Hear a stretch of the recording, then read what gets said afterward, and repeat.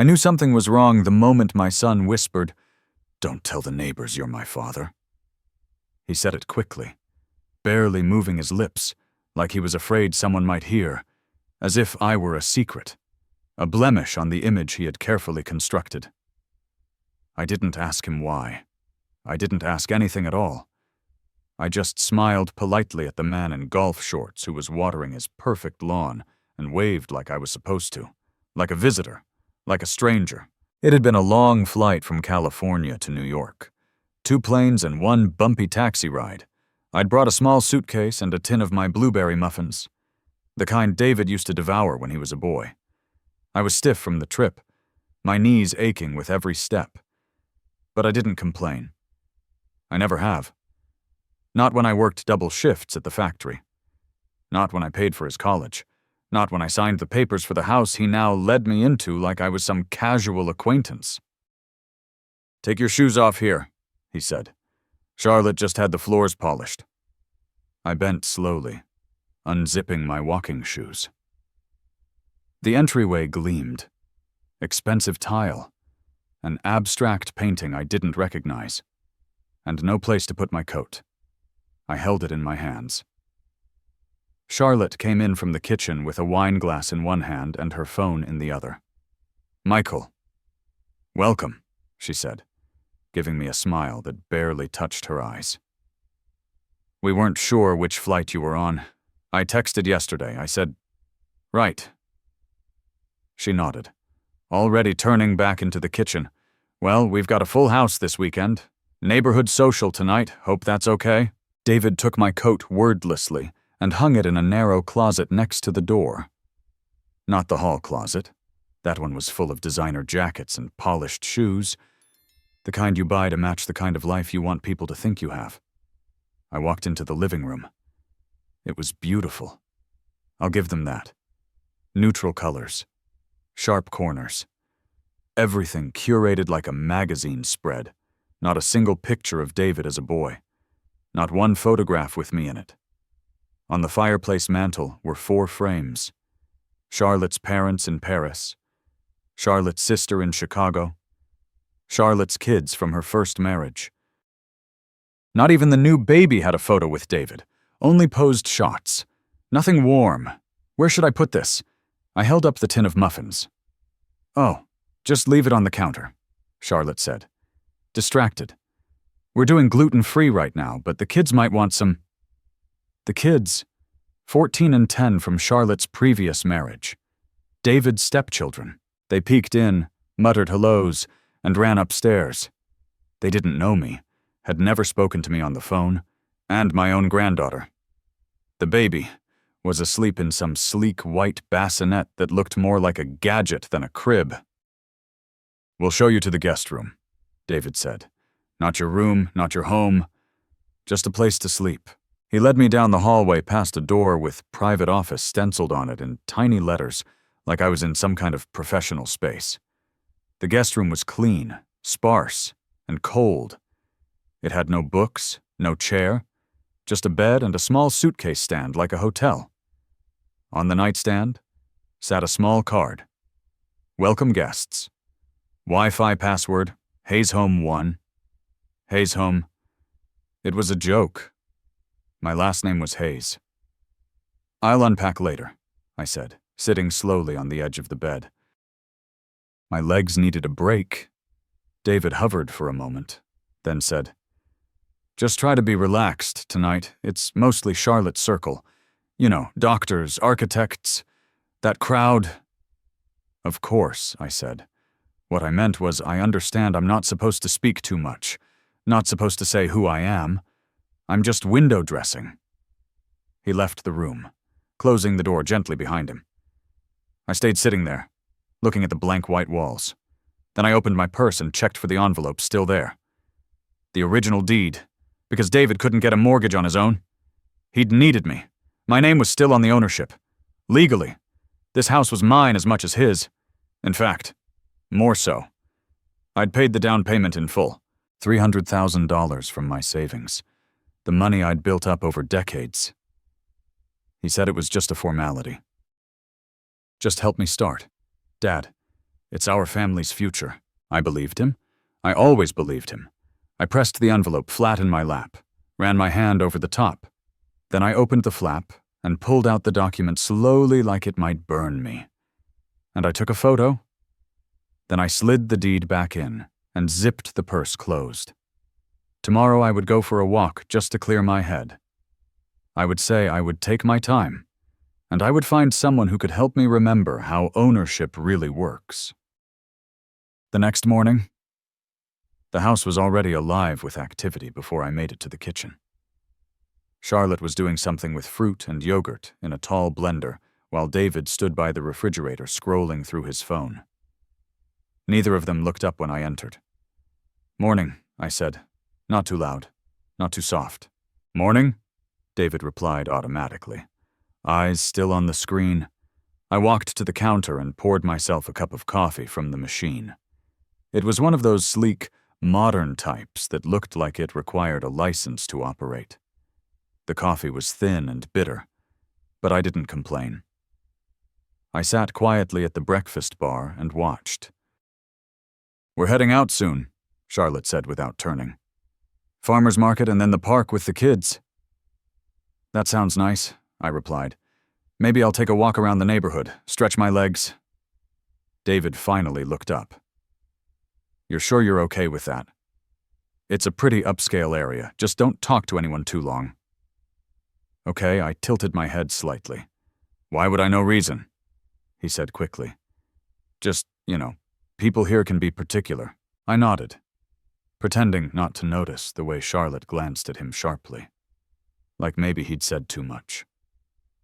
After they left, I stood alone in the silent kitchen. The counters gleamed. The fridge hummed. The baby monitor blinked softly on the table. I picked up my coffee and walked through the rooms. I'd never been here before. Never invited. When David bought the house a year ago, I was recovering from a fall and couldn't travel. And after that, he always had reasons. Too busy, too much going on. Charlotte wasn't feeling well. The house wasn't ready. Now that I was finally here, I saw what ready meant. It meant perfect, pristine, controlled. It meant there was no room for me. In the hallway, I stopped in front of a series of black and white photos. Architectural shots, dramatic angles of bridges, skyline views. But no family photos.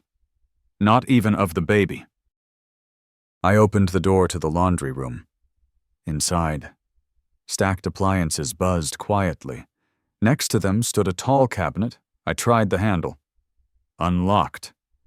Inside were files, envelopes, household paperwork. I spotted a familiar beige folder, one I recognized from the day he had begged me to co-sign. I pulled it out. There, right on top, was the closing summary, mortgage documents, the legal ownership statement, my name printed in full, Michael Hayes.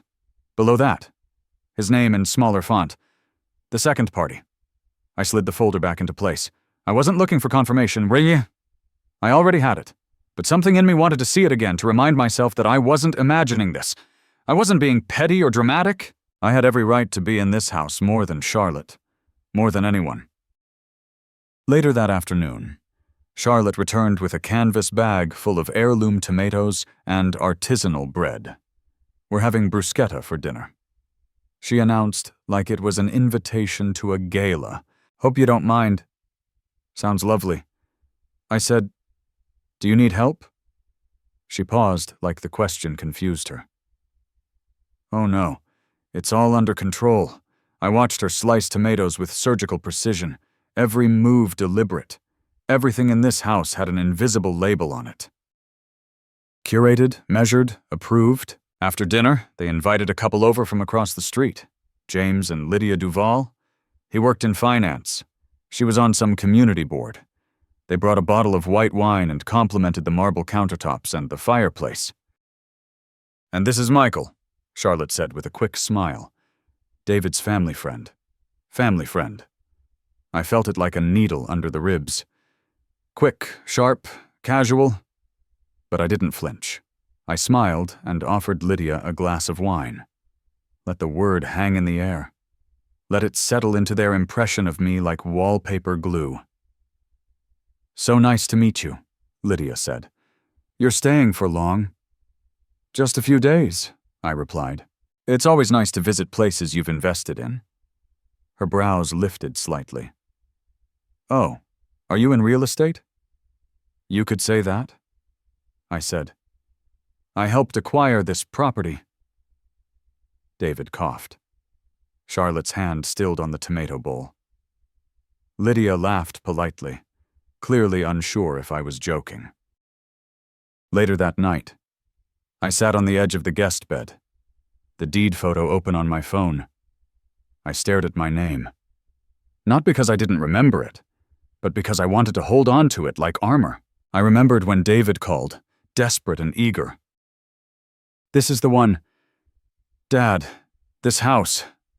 It's perfect. We just need a little help for the down payment, and the bank wants someone with better equity. It's only on paper, just until I refinance." I said yes without hesitation. I always did. I sold bonds I'd been saving since my late wife passed. Took a hit on the taxes. I told myself it was worth it. I was building something for the next generation, but now, sitting in this pristine guest room, listening to my own son laugh downstairs with people who thought I was just a friend, I realized I hadn't built anything. I had just rented love. On a very short lease, the next morning. Charlotte greeted me with a schedule. "We'll be out most of the day. Soccer for Nathan. Then a baby sensory class," she said, placing a neat list on the kitchen table like she was managing a guest at a retreat. "You're welcome to stay and relax." Relax, that meant stay out of the way. "Don't be seen, don't be heard," David added. "There's food in the fridge if you're hungry. Just help yourself," as if I hadn't cooked every meal of his childhood from scratch, as if I didn't know how to feed myself. I nodded. "Of course. You two go enjoy yourselves." They left in a flurry of baby bags, strollers, and choreographed urgency. The door clicked shut, and silence fell over the house like a heavy curtain. I stood in the kitchen for a while, holding my coffee. Then I opened the refrigerator. It was full of green juices, containers labeled with calorie counts, pre-cut vegetables, and protein bars. Nothing that resembled food to me, nothing warm, nothing familiar. I closed the fridge and walked back into the living room. I tried to feel like I belonged here. I sat on the sofa, picked up a glossy magazine, flipped through 3 pages, and set it back down. That's when I noticed it. A small gallery wall near the staircase. 6 framed photos in a perfect grid. Charlotte's family, of course. Her parents on a sailboat, her children at a beach, even the baby in a sepia-toned professional shoot. No photo of David. No photo of me. Nothing to suggest he'd ever had a life before this one. I wandered upstairs slowly. My knees creaked, but I took my time. At the top, a long hallway stretched out. Doors closed neatly on both sides. I knew which room was the baby's. I could hear the soft, musical hum of a white noise machine. Another door was opened slightly. David's office. I paused. The door creaked as I pushed it wider. A clean desk, 2 monitors, a framed diploma from Wharton, and on the shelf, awards for insurance sales. Not a single personal photograph. But in the corner, tucked into the bookshelf, was something familiar. A small wooden box, the one I'd given him after his mother died. I walked over and opened it. Inside was a tiny photo of David as a child, grinning with a missing tooth, and beneath it, a folded note. I recognized my handwriting. "Never forget who you are, and never forget who stood with you when no one else did." Dad. He had kept it. Tears stung, sudden and sharp. I closed the box gently and placed it back. I walked downstairs and out into the backyard. The grass was clipped too short, the patio furniture too white. A sandbox sat untouched in a far corner, still wrapped in its shipping plastic. They were building a life that didn't include the mess of children, the softness of memory, the reality of family. Just then, the sliding door opened behind me. David stepped out. "Oh, you're out here. Beautiful yard," I said. He looked around like he hadn't noticed it before. "Yeah, I guess it's nice." We stood in silence for a moment. Then I said it. "I saw the pictures inside." He rubbed the back of his neck. "Charlotte has a certain style. I noticed it's efficient, Dad." He hesitated. "It's not that we don't appreciate everything you've done. You've been generous always, but this house is we've worked hard for this. It's part of a certain life. You understand, right?" I turned slowly to look at him. "You mean the kind of life where people don't have fathers who wear old cardigans and bake muffins?" "That's not fair. And no, I agreed. It's not." He looked away, out over the empty sandbox. "Charlotte's parents are coming next week. We're throwing a small brunch. It's more her family's style." I waited. "I just think maybe it's best if you don't mention the deed. I hadn't planned to." He turned back to me. "Really, of course. I wouldn't want to ruin the illusion." There was a pause, a long, empty one. Then he said it. The sentence that landed like a stone at the bottom of a dry well. "You know how people judge. You wouldn't want anyone thinking I didn't earn this house." And that was it. The truth. Finally, with no ribbon. I looked at my son, grown, polished, polite, and entirely unaware of the weight of his words. "I never wanted credit, David," I said quietly. "I wanted connection." He shifted uncomfortably. "It's just complicated." "No," I said. "It's very simple." I went back inside, leaving him there on the patio, standing in the perfect yard he didn't want to share with the imperfect man who raised him. That night, I didn't sleep. Not really. I lay on the guest bed, hands folded over my stomach, and stared at the ceiling. I could hear the distant hum of a dishwasher, the occasional creak of pipes, and the rustle of wind against expensive glass. I thought of my own father, who never had money to give me, but gave me everything else. His voice, his strength, his stubborn insistence that people deserve to be seen, not hidden. And in that quiet house, I decided I wouldn't be hidden anymore. They dressed me up like I was a problem to be solved. Charlotte came into the guest room just after 5, holding a pale cardigan and a string of faux pearls. "I thought you might want to wear something lighter," she said, like it was a suggestion. But it wasn't. I looked at the soft beige sweater, the kind that disappeared into the background. "I brought my navy suit," I said. Charlotte smiled tightly. "It's just that tonight's crowd is a little formal. You'll feel more comfortable in this." I took it without argument. Let her think she was winning something. Downstairs, the dining room table had been extended, glasses sparkled, napkins folded like swans. Music played softly from invisible speakers. The whole house smelled like rosemary and citrus. Not a single dish was homemade. It was all catered, labeled, precise. David emerged from the office in a button-down shirt the color of dust and kissed Charlotte on the cheek. "Everything looks perfect," he murmured. She beamed. Then she turned to me. "So, just one little thing. When people ask, just say you're an old family friend visiting from California. Not that we're ashamed, of course," she added quickly. "It's just simpler that way?" I stared at her. "Simpler. You know," David chimed in, "Charlotte's family has a certain dynamic with appearances. This neighborhood is full of very curated social circles. People make assumptions." "And what would they assume exactly?" I asked. "That your father flew across the country to crash your party?" He gave a short laugh.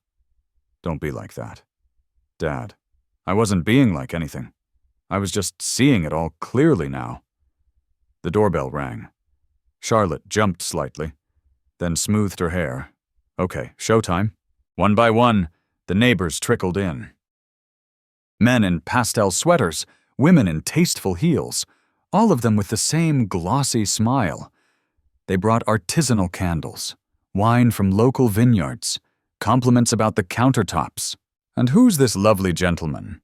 one of the women asked, gesturing toward me. Charlotte stepped in quickly. "This is Michael. He's a longtime family friend. He knew David back when he was little." "Oh, how sweet," the woman said. "You're practically an uncle." "Uncle Mike," Charlotte said with a little laugh. "Exactly." I nodded, smiled, took a sip of wine I didn't like, and listened to them talk about gym memberships, school districts, and boat clubs. David moved among the guests like a trained host, laughing just enough, listening just enough, bragging only when invited. Charlotte watched him like a coach from the sidelines. The whole thing felt like a stage play, and I was just a prop. At one point, I excused myself to use the bathroom and stopped by the kitchen to refill my glass. David followed me in. "You're doing great," he said quietly. "Thanks for playing along." "Is that what I'm doing?" I asked. "Playing." He ran a hand through his hair. "Look, I know it's weird, but you know how important this is to Charlotte. She grew up around money. Reputation means something in her world. And what about your world?" "David," he hesitated. "This is my world now." I nodded slowly. Understood. When I returned to the dining room, they were talking about house values, how much their properties had appreciated.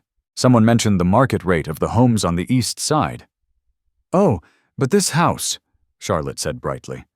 "We got it at just the right moment before the area spiked. It was a smart move." "Good timing," one of the guests agreed. I sat down quietly and listened.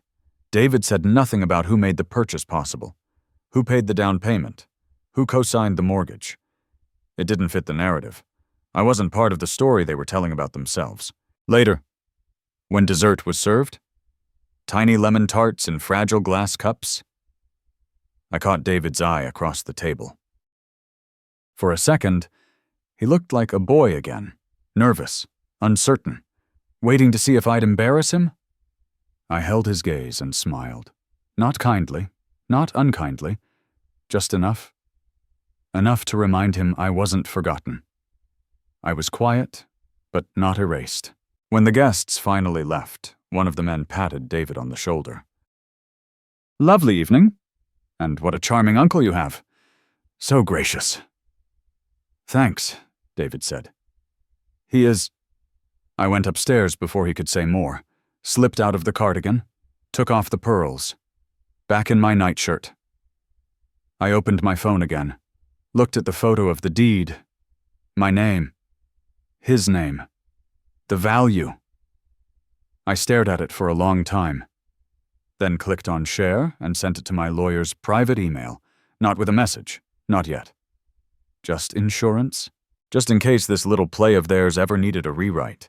The house was dark, but not quiet. Somewhere in the walls. The plumbing sighed. The refrigerator clicked in its sleep. A motion sensor light blinked faintly in the hallway. I lay on the guest bed with my hands folded over the blanket, staring at the ceiling where a shadow of the ceiling fan passed back and forth like a slow pendulum. I couldn't sleep. Not because I wasn't tired. My feet ached from standing too long in shoes meant for show, not comfort. My back ached from sitting too straight for too many hours. My jaw ached from all the smiling. No, it wasn't pain that kept me awake. It was the quiet realization that something inside me had shifted. I remembered a time not so long ago, though it feels like another life when David was small enough to sleep curled against me on the couch. He used to run to this door when I came home from work, arms outstretched, face lit up. There were no swans folded from napkins back then, no reputation to protect. Only the two of us in a small apartment with second-hand furniture and mismatched plates, eating dinner on the floor because we didn't have a table yet. And he was proud of me then. He used to tell people, cashiers, neighbors, the school secretary, "That's my dad. He's a mechanic. He fixes things." Now I was a family friend, an uncle, a liability. I turned to my side, trying not to make the bed creak. Outside the window, a wind had picked up. The neat rows of hedges swayed slightly under the moonlight. Somewhere down the block, a motion-triggered floodlight came on. In that pale glow, I saw something I hadn't noticed earlier. A small plaque by the edge of the lawn. I sat up, peering through the slats of the blinds. The Hayes residence, engraved in brushed metal, anchored into the ground with pride. It wasn't even his full last name, just Hayes. Shorter, crisper, easier to say in introductions. David Hayes had been shortened, polished, and sanded down until he fit better into cocktail conversations. It was almost funny. Almost. I reached for the drawer of the nightstand. Inside was a hotel-style notepad and pen. I pulled it out and wrote in small, steady letters. "It's not bitterness, it's math." Then I drew a line down the middle of the page. On one side, money sent, years worked, hours given, meals made, papers signed. On the other, phone calls received, invitations offered, thanks spoken. The left side was full. The right side had nothing but air. I folded the page, tucked it into my wallet behind my driver's license, and turned off the lamp. But I still couldn't sleep.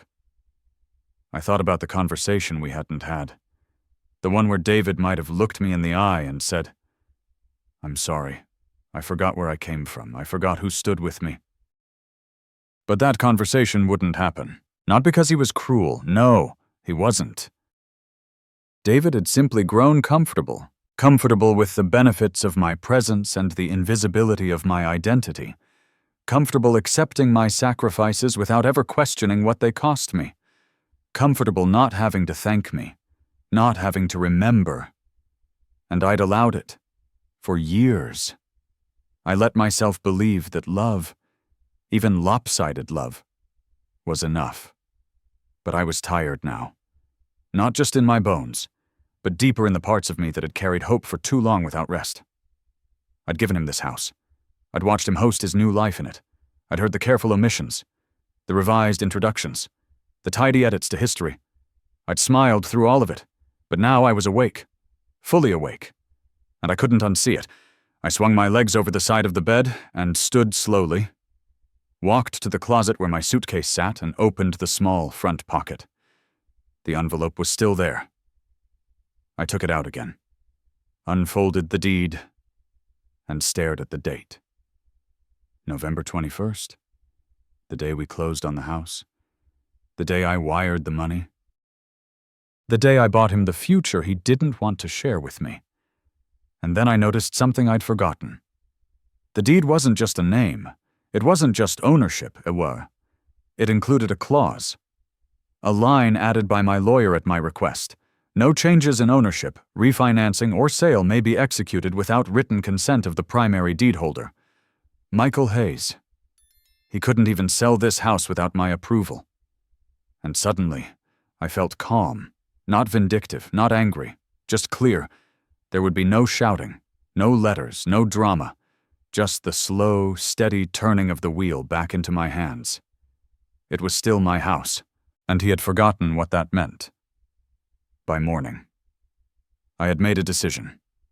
Not loud, not theatrical, just quiet and final, like a door closing with a soft click. The house was empty again. David and Charlotte had taken the baby to a music development session. The older kids were at school. I stood in the kitchen, still in my robe, drinking coffee that tasted like cardboard and planning my steps. First, confirm the document, the original, not just the copy in my purse. I knew where it was. I had seen the beige folder in the cabinet in the laundry room, tucked between home warranties and appliance manuals. At the time, I hadn't wanted to touch it. Now, I wanted nothing more. I walked across the house slowly, not sneaking, just moving like I belonged, which legally I did. The laundry room was quiet. The dryer had stopped running. I opened the cabinet, reached for the folder. Inside, nothing had changed. The original deed signed and notarized. My name first, his second. My signature dated in ink I remembered buying from a small store in Los Angeles. The kind of pen you don't throw away. I placed the folder on the counter and opened my phone. No hesitation, no rehearsal, just one photo, clear, centered, complete. Then, before I could second-guess myself, I emailed it to the same address I'd used the night before, my lawyer's private inbox reference. I didn't add a message. Didn't need one. I closed the folder and placed it exactly where I found it. Not because I was hiding anything, but because some steps should be quiet. Not sneaky, just deliberate. Next, make space. I walked back to the guest room, packed a small tote bag with my essentials, wallet, keys, phone charger, my reading glasses, and a single change of clothes. I left the rest in the closet, hanging undisturbed. The suitcase stayed by the wall. The bed remained made. I didn't plan to run. I planned to move with intention, with structure. I made myself a sandwich with the cold roast chicken in the fridge, ate standing up, looking out the window at the street full of driveways and identical mailboxes. At noon, the door opened. Charlotte's voice carried in. Let's put her down for a nap before she explodes. They were back. I walked to the front hallway and met them just as David was putting the baby's car seat down. Would you mind if I had a little time here on my own, I asked. Just for a day or two. You've been so generous. I thought I'd stay and enjoy the quiet after you go to that resort thing you mentioned. Charlotte looked at David. He blinked. You mean while we're at the water park, it's just the weekend? Dad. Exactly, I said. I'll clean up after myself. Won't be any trouble. Charlotte gave a quick, rehearsed smile. Of course, that would be lovely. It's just we hadn't planned to leave the baby with you. Oh, heavens, no, I said lightly. You'll all go. I'll have the house to myself. A little retreat. I could use the rest. David nodded slowly. Well, sure. Yeah, that works. I could feel him calculating the baby monitor, the alarm system, the possibility of my doing something that might require explanation to Charlotte's parents later, but he smiled anyway. You deserve a break, he said. After all, you've done for us. Funny. That was the first time he'd said anything close to that since I arrived. They left the next morning in a rush of bags and sunscreen and instructions about garbage days and thermostat settings. Charlotte kissed the baby 3 times before David finally said, Come on, we're going to miss the check-in window. I stood in the doorway, waving, holding the key fob like any trusted guest. Then I closed the door behind them, locked it, and leaned my back against the smooth white paint. The silence that followed wasn't empty. It was full. Full of the sound of truth returning to the walls. I walked into the living room, sat in the armchair I hadn't dared to touch all week, kicked off my shoes and stretched my legs. This was not revenge. This was not an outburst. This was restoration. In the afternoon, I called a car service and arranged for a courier to deliver a copy of the deed to a law office 2 towns over. I didn't call David. I didn't warn him. And I didn't feel cruel. I felt clean. At sunset, I made myself tea. Real tea with leaves. I found a small ceramic mug pushed to the back of the cupboard, one with a crack near the handle. Probably used once and set aside. It was perfect. I sat on the back patio as the sky turned gold and listened to the hum of sprinklers kicking on in unison down the street. Tomorrow I would call my lawyer. Tonight I would enjoy the home I'd paid for. The one where for once I wasn't a guest. The sun rose without asking permission. I was already awake. sitting at the kitchen table with a notepad and a pen I'd found in Charlotte's drawer. Monogrammed, of course. Outside, the hedges were being trimmed by a uniformed man with earbuds. A truck hummed on idle at the curb. Another day of curated peace. I made real coffee. Not the capsules they used, but slow dripped, dark and rich, like I'd always made it when I ran on less sleep and more necessity. At 9:01 a.m., I dialed the number. 3 rings. Then the familiar voice of Helen Parker, attorney at law. Parker and Patel. "Helen?" I said calmly. "It's Michael Hayes." She hesitated a beat. "Well, my goodness. It's been, 4 years since we spoke, still in California, actually," I said. "I'm in New York visiting family temporarily." "And how can I help?" I glanced at the photo on the fridge, the only one with David in it, cropped tightly between Charlotte and one of the stepkids. He wasn't smiling.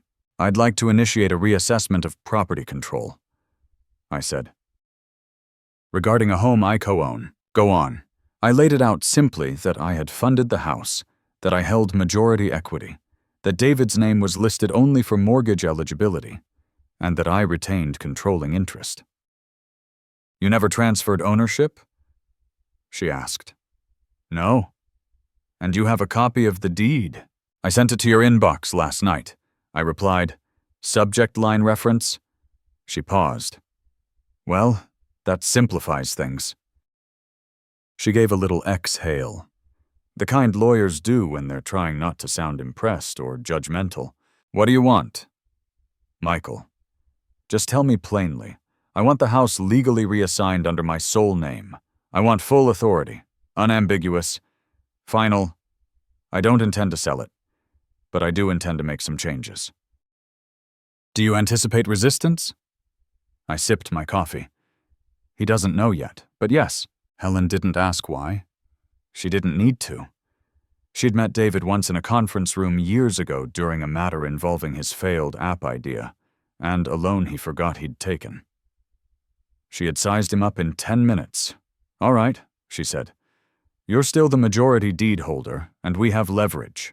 I'll prepare a transfer declaration. Once you sign, we can initiate formal reassignment. If he challenges, it's a civil matter.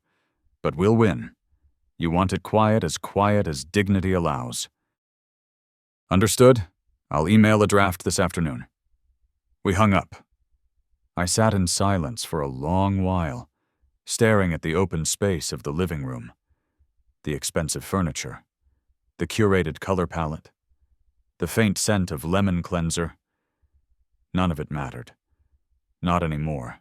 At noon, I opened David's desk drawer. I wasn't snooping. I was securing what I'd earned.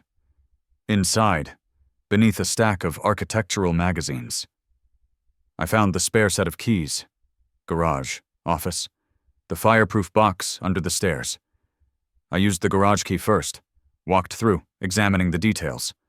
Boxes labeled Christmas, baby gear, old tech.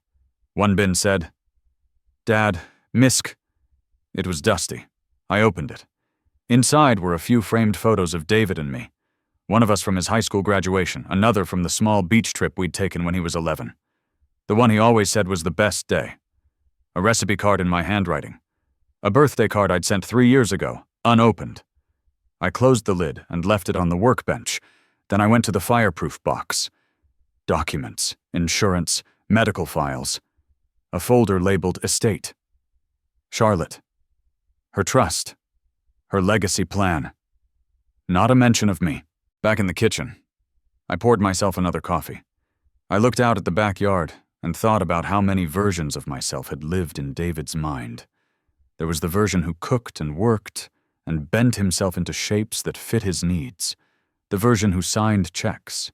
The version who stayed quiet. Now he would meet the one who remembered what he owned. That evening, Helen's draft arrived. Clean, precise, no unnecessary language. A quiet assertion of what was already mine. I signed digitally, sent it back. A final message from Helen followed. Once filed, he'll receive formal notice. But if you'd rather tell him yourself, you have until Wednesday. I closed the laptop, turned off the light. Let him have 2 more days of his illusion and let him sip wine on the patio of some overpriced hotel, thinking he'd built a perfect life. Let him think his father stayed in the background.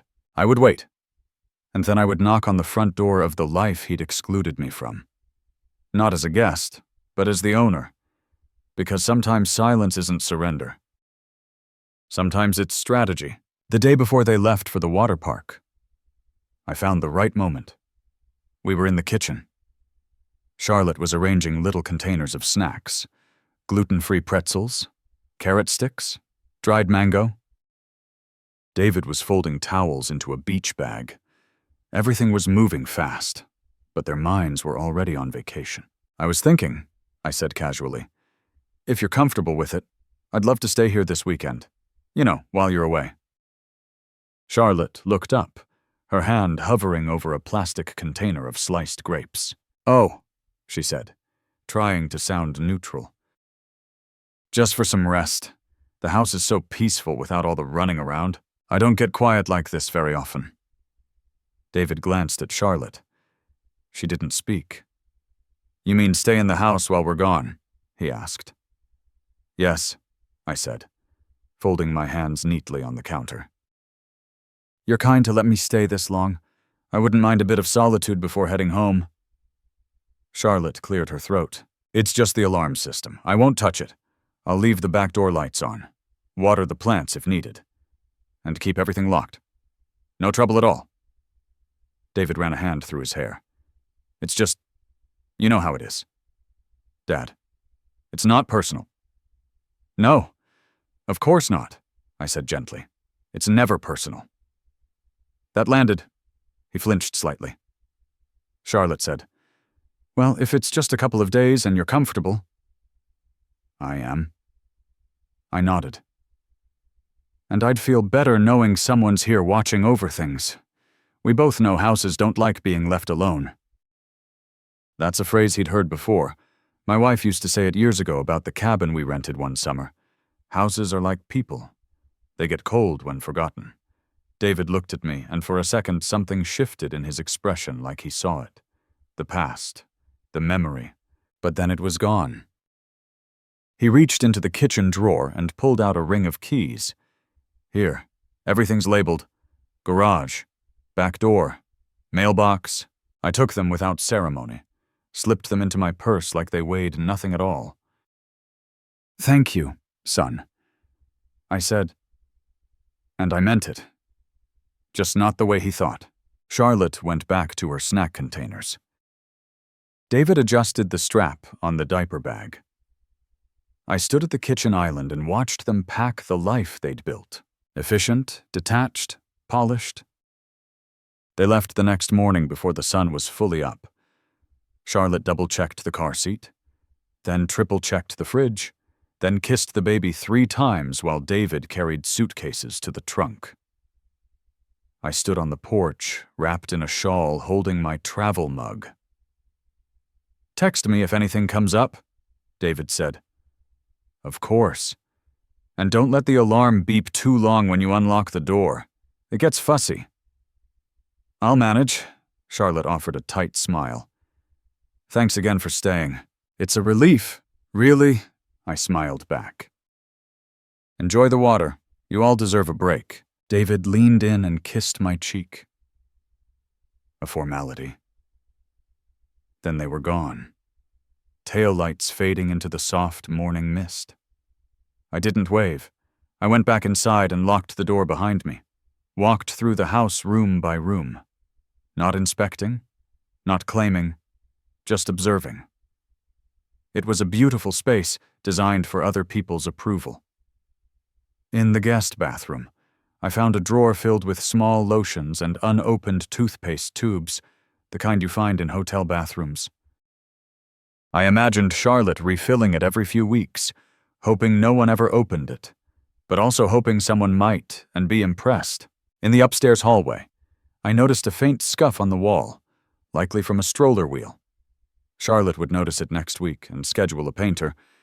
The idea of her fussing over it made me smile. Downstairs, I opened the garage and retrieved the box labeled Dad. I carried it into the kitchen and set it on the table. Opened it. Framed photos. A birthday card. A recipe card. Things they didn't throw out that would have looked cruel, but couldn't bear to see either. I lined them up on the table one by one. The photo of David at 17. Awkward and lanky, with his arm around me at the community center's award night. The one of us at the coast a year after my wife died. Wind in our faces. A sandwich half-eaten in my hand. The recipe card for apple cake in my careful handwriting. I set them out like evidence in a quiet courtroom. Then I left them there and went into the study. Opened the laptop, logged in with the password David once showed me. Charlotte, 1985. I opened a browser tab and went to the county's property portal, typed in the address, saw both names still listed. Michael Hayes, primary. David Hayes, secondary. Still true, still legal, still mine. I left the page open, the evidence clear. Then I sat back in his office chair and rested my hands in my lap. I had the house. I had the keys, and now I had time. They were gone. Not in the sense that they had disappeared. They would return eventually as scheduled, but in that moment, they were fully gone. The echo of the garage door sliding shut behind their SUV felt like the final line in a chapter I hadn't written, but now claimed. I stood barefoot on the kitchen tiles, the key ring still warm in my palm. Outside, the morning light poured through the wide windows, filling the house with a kind of hollow brightness. No voices, no monitors blinking, no baby toys scattered across the floor. I had never heard this house quiet before, and now that I realized how loud it had been. Not in sound, but in noise. Noise of pretending, of performance, of being tolerated. Now, it was just a structure. Wood, stone, glass, a thing without language or pretense. And it was mine. I went to the pantry and took out a proper mug, not one of their dainty espresso things, but a big chipped ceramic mug I'd noticed shoved in the back. Clearly forgotten. I filled it with hot water and added a bag of strong black tea from my suitcase. Charlotte had all kinds of infused herbs and loose leaf blends, but none of them tasted like anything. Just vapor, just fashion. I took the mug outside to the back patio. The chairs were white and too stiff, but the view was pleasant. A stretch of green lawn, ending in tall hedges, beyond which sat another near-identical house, and another and another. Identical boxes with different names. I sat, and for the first time in days, let my shoulders drop. It was strange how quickly comfort returned when performance left. For a while I just listened. Not for any reason, just because I could. A distant bird, the wind moving in neighbors' chimes, the soft tick of the cooling patio stones. I thought about David speeding down the freeway. Music low, baby gurgling in the back seat. Charlotte would be checking the itinerary, asking where they'd stop for lunch. He'd nod, agree, do what he was told. That had always been David's skill, adapting, blending into whatever shape his life required. It served him well in business, and it served him well in erasing me, but not completely. He hadn't asked me to sign away my part of the deed, hadn't thought to check if I'd done so. Maybe he'd assumed I had, that I'd forgotten, or let it slip. That was always his mistake, thinking love was the same thing as surrender. It never was. Love gives, but it remembers. That evening, I cooked. Not a performance meal, not quinoa salad or hand cuts, but real food. I found flour, butter, eggs, made biscuits from memory, roasted a chicken with thyme and lemon, made a salad with too much vinegar the way I like it. I set the table for one, used the good dishes, the ones Charlotte said were only for company. I suppose I counted for once. I poured a glass of red wine from a bottle they'd tucked in the back. The cheap one, not the wine she'd set aside for guests. That was fine. I never liked expensive wine anyway. It always tasted like effort. I ate slowly. No TV. No music. Just the sound of silverware on porcelain and my own breath, calm and steady. After dinner, I walked through the house again, room by room. In the baby's nursery. I sat in the rocking chair for a moment. It was brand new, barely used, the kind that made no noise. When David was born, I had a wooden rocker that groaned every time I moved. He used to fall asleep to that rhythm. Groan, creak, rock, creak. I could hear it still. I looked at the books on the shelf, all new, none with folded corners, none with smudges from little hands. Just display, in the guest room. My room for now. I took out my suitcase and packed only the things I would need for 2 more days. The rest I placed in the closet, neatly. There was no hurry. The deed transfer had been initiated. My lawyer would notify David in due time. Until then, I wasn't moving. I wasn't hiding. I was simply home. I ended the night on the couch with a blanket and a crossword. The kind I used to do with my wife before she died. We'd sit together, taking turns, arguing over clues.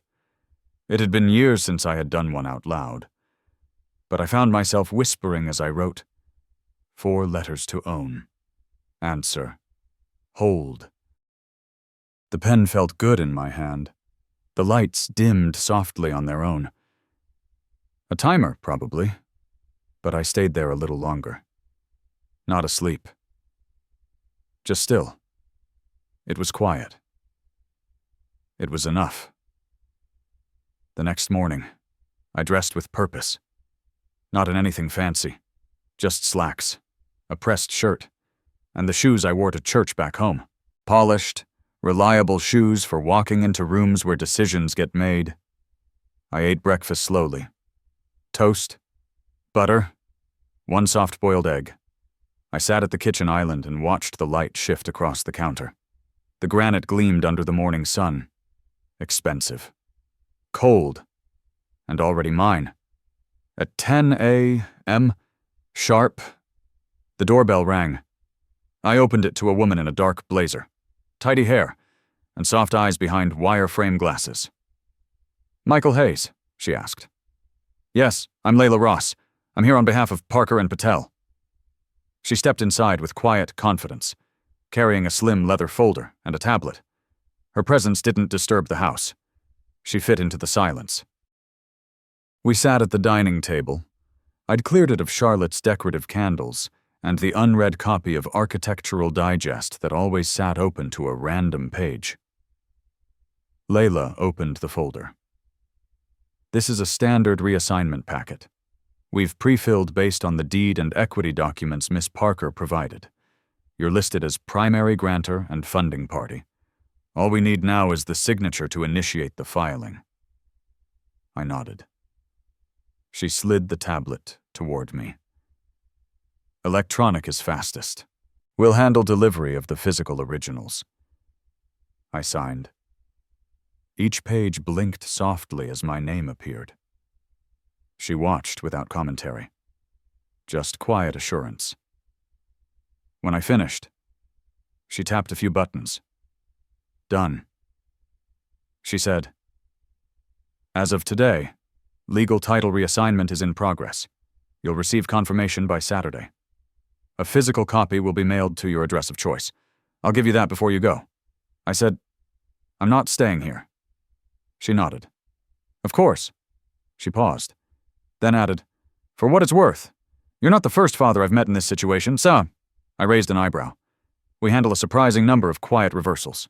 She said, "Fathers, uncles, grandparents, people who give everything and are later asked to disappear." I didn't respond, didn't need to. Before she left, she handed me a small envelope. "This is a summary packet. If you choose to speak directly with Mr. Hayes, you'll have the updated ownership statement." I walked her to the door. She gave me a polite smile and stepped into the sunlight. vanishing like a ripple on calm water. Back inside, I sat at the table for a long time, the envelope still in my hand. The house was utterly still. No music, no calls, no movement.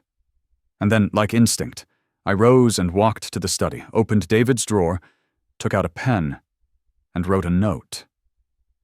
David, you asked me not to tell the neighbors I was your father. So I didn't. You asked me not to talk about the house. So I didn't.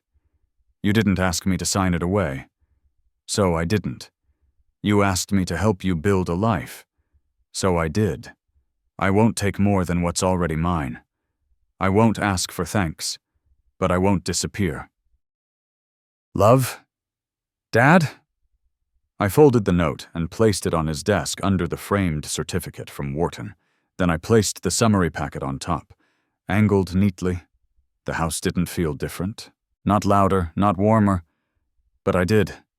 That afternoon, I opened the doors, all of them. The front, the back, the garage. Let air move through. I sat outside and watched the wind sweep the hedges, listened to the creak of the wooden gate, the low hum of life returning. The neighbors wouldn't notice anything had changed, but everything had.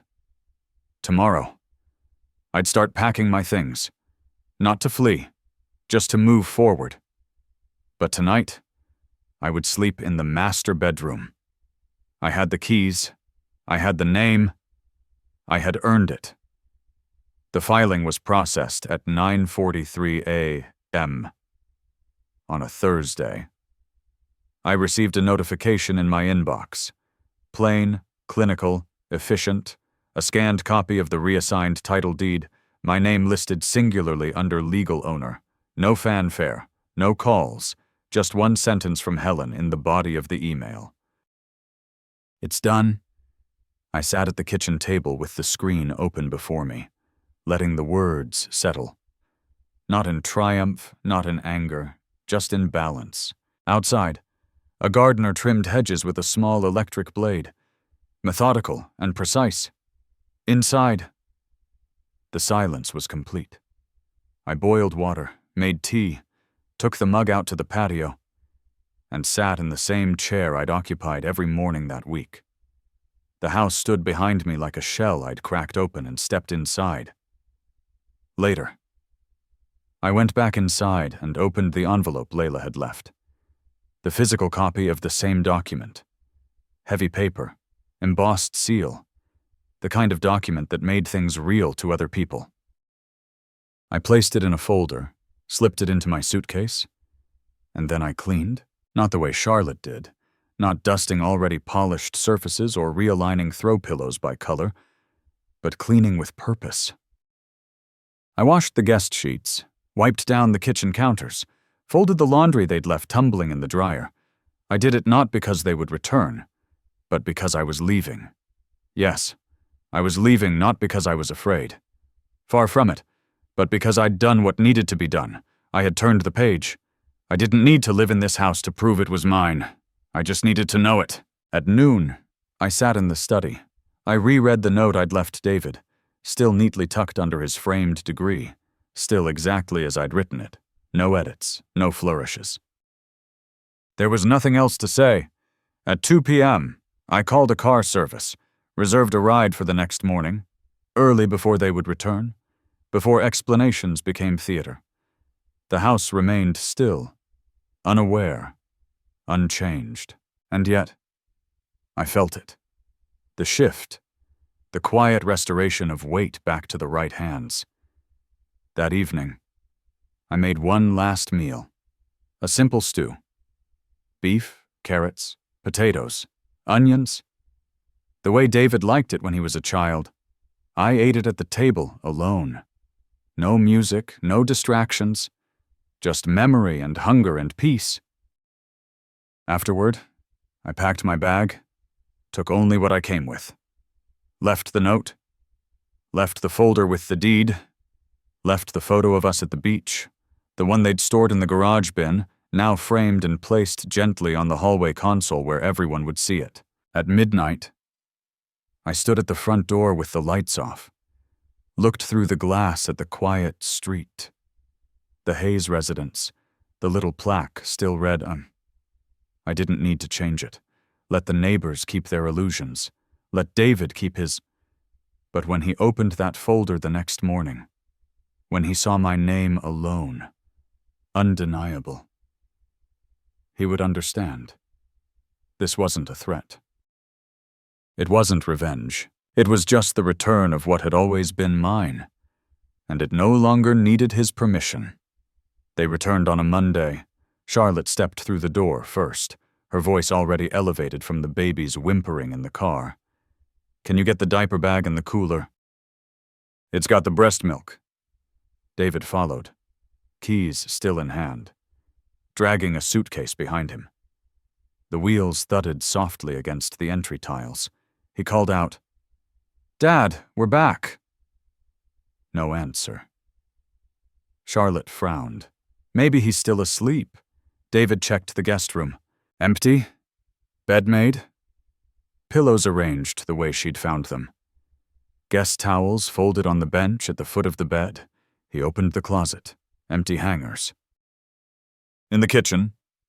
Charlotte placed the cooler on the counter and glanced around. He didn't text or leave a note. I don't know, David muttered, pulling out his phone. Nothing.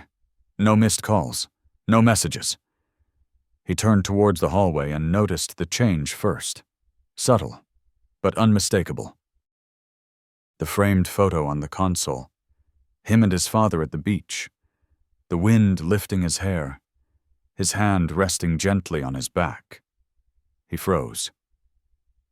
Charlotte, he said. Come here. She appeared behind him. What? He pointed to the photo. That wasn't there before. She studied it.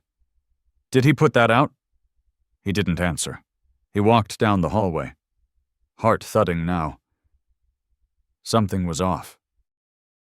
Not wrong, just arranged. In the office. He found it. The note sitting on his desk, folded, tidy, underneath his framed degree. He read it in silence. Charlotte stood in the doorway. What is it? David didn't look up. He picked up the second sheet, the summary packet. The deed reassigned. His name gone. Only his... Charlotte stepped forward, saw the heading. Wait, what the hell is this? David sat down heavily in the chair.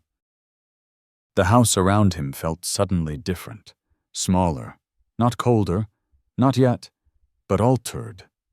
Like the ground had shifted a fraction of an inch beneath the floorboards. He never signed it over, he said softly. What? He never signed away his share. He was always the owner. Charlotte reached for the papers, scanned them. No, that's not, this can't be legal, it is. He said it was just temporary. He never said that. He snapped. I did. I told you it was temporary. Charlotte's mouth opened, then closed. He paid for it. He said the down payment, the equity. He signed the mortgage to get it through underwriting. And now what Charlotte asked, voice rising. He just takes it back. He shook his head. He's not taking anything. He's reminding us. They stood there in silence, the baby monitor clicking to life somewhere upstairs. A quiet wail distant. Charlotte turned, stormed toward the staircase.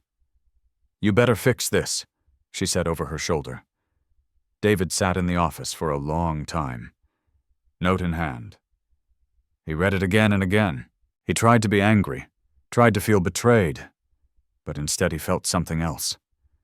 The memory of his father's hand on his back at that beach, the sound of his voice telling bedtime stories, the warmth of a bowl of stew waiting after a hard day. He hadn't shouted, hadn't stormed, hadn't begged. He had simply reminded him of the truth. He folded the note slowly, held it in his lap. Then he picked up the phone. But he didn't dial. Not yet. David didn't sleep that night, not for lack of trying.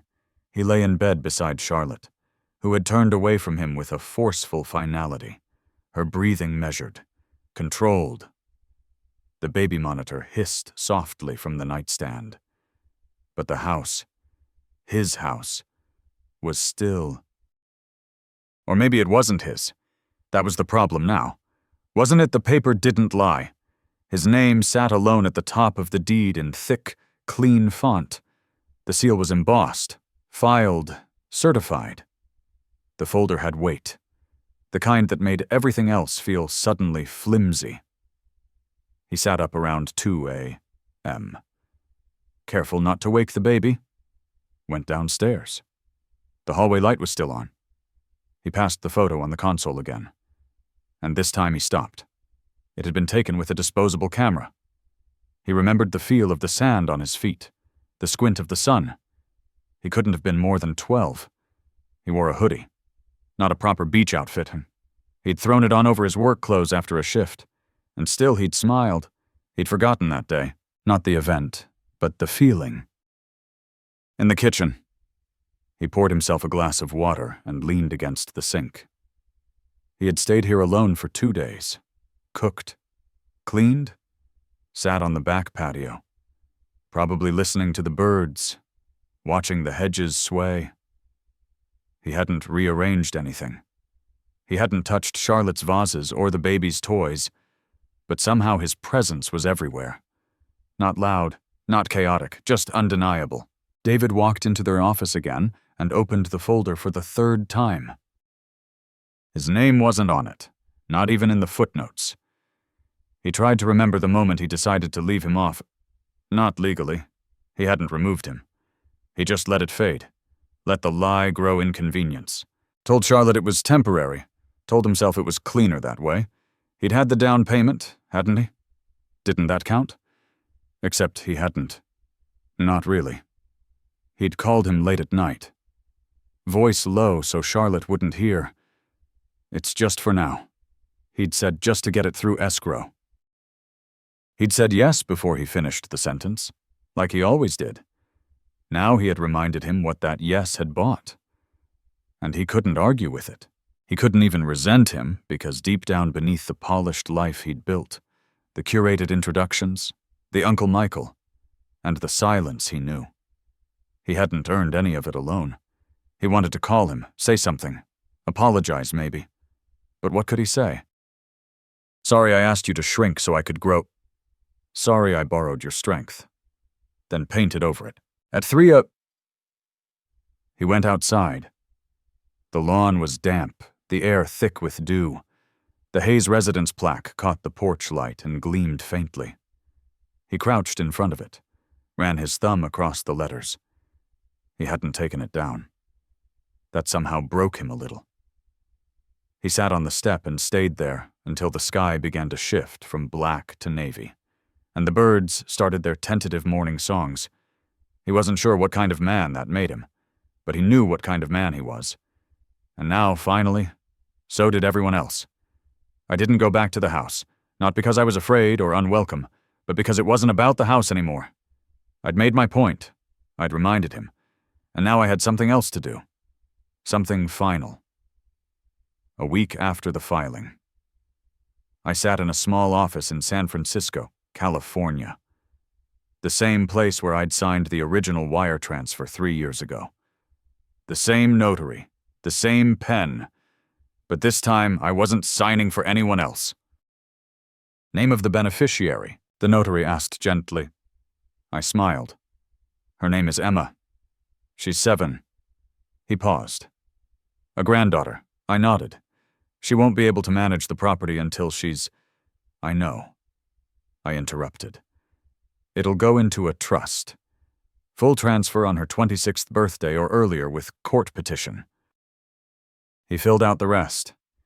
When I left, I had nothing in my hands. Just a digital receipt. No need for ceremony. I took the bus home. 4 days later. David called. I let it ring once before answering. Hi, Dad, he said. His voice was quiet, hesitant. I got the documents, he added. The full reassignment, it's real. Yes, I said. There was a long silence. Then you could have, I don't know, talked to me first. I tried, I said, years ago. He exhaled. I didn't think you'd really do it. I didn't think I had to. I replied, until I did. He didn't argue. I could hear the sounds of the house in the background. A baby's soft gurgle, a microwave beeping, a dog barking outside. Then his voice again, softer. You left the photo out? Yes. And the note I did. He paused again. Thank you for not embarrassing me. I smiled, though he couldn't see it. Oh, David, I didn't do this to embarrass you. I did it to remind you. A quiet beat. Emma's in school now. He said suddenly. 2nd grade, top of her reading group. I know, I said. She sent me a drawing. He was quiet. Then, with visible effort, he asked, what happens to the house now? I let the pause linger before answering. It goes into a trust, I said. For Emma, I've signed it over. She'll inherit it when she's old enough. Another silence longer this time. That's fair, he said. Finally, I mean, it's more than fair. Yes, I said it is. We didn't say much after that. Later that week, I received a package. No note. Just a small photo frame. The same one from the hallway console. Us at the beach. I placed it on the shelf near my front window, next to the one of my wife in her uniform, next to the ceramic handprint Emma had made in preschool. A few weeks later, Emma called. Grandpa, she asked. Yes. Love. Yes. Daddy says you gave me a house. I laughed. Not yet, but one day if you want it. She was quiet, thinking. Will it still have the big bathtub? If your parents don't change it, yes. Can I paint my room blue?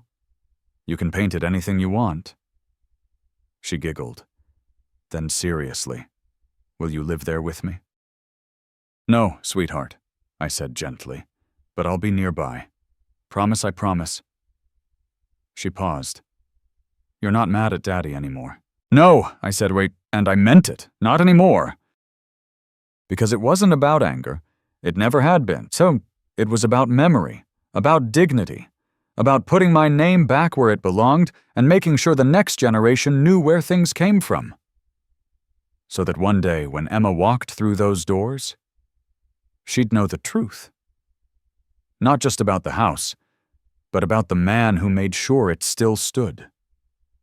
The days grew quieter after that. Not emptier, just quieter. Like a room after a good conversation when everything important has already been said. I tended to my little garden again. Took walks to the post office. Baked more often. Sent letters. Emma wrote back sometimes in crooked, bold letters with drawings in the margins.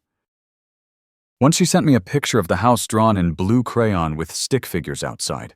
She labeled them, "This is me," she wrote over the girl in the window. "This is my house." And then below it in smaller print, Grandpa's house, too. I kept it on my fridge. David didn't visit, but he called on birthdays, on holidays, sometimes just to check in. He never mentioned the deed again. Neither did I, because it wasn't about winning. It was about not vanishing. Charlotte never called. That was fine. We'd both said enough. And the house, that big, careful house, stood where it always had. A little quieter now. Maybe. A little more honest. David stopped calling it the Hayes residence. The plaque disappeared from the lawn one day. No announcement, just gone. I was told Emma asked about it. And David said, "We don't need it anymore." I liked that. One spring afternoon, I sat on my porch with a blanket over my knees and watched the wind carry petals down the sidewalk. The sun was warm, not harsh, not demanding, just there, like I was. And if someone were to ask what happened, how a father could fly across the country and leave with more than he arrived with, I'd tell them this. Sometimes silence isn't weakness. Sometimes love has teeth. Sometimes the quietest man in the room owns the floorboards under everyone's feet. And sometimes the house does remember who built it. If this story stayed with you, share it. Let someone who forgot their worth remember it again. Let someone quiet know they still have a voice.